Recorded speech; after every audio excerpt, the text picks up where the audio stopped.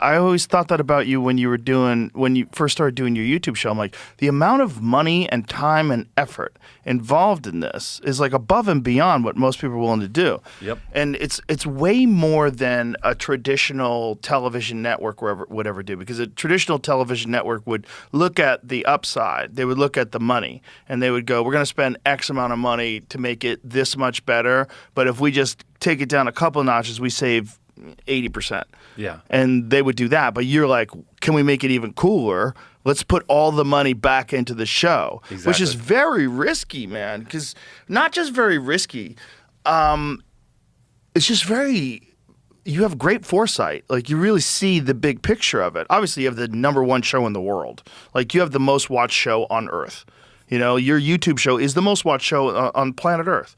So it's obviously working, but it's like that ability to make that set must have been bananas. That is a fucking enormous building. Yeah. Did you have to build the building?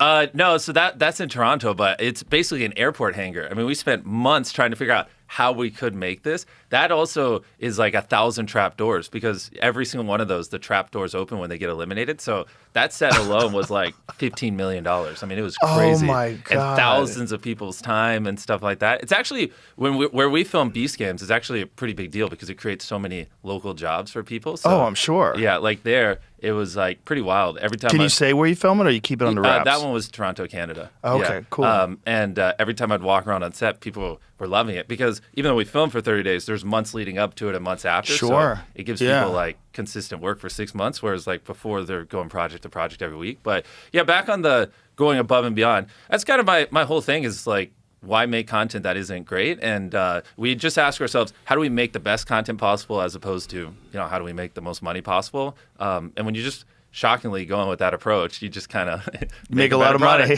Yeah. And and also it's I tell my team all the time too, like a big difference between us and other media companies is, usually like people at the top will always shoot down crazy ideas or tell you it's not possible. Like whenever you have like these crazy brainstorming sessions,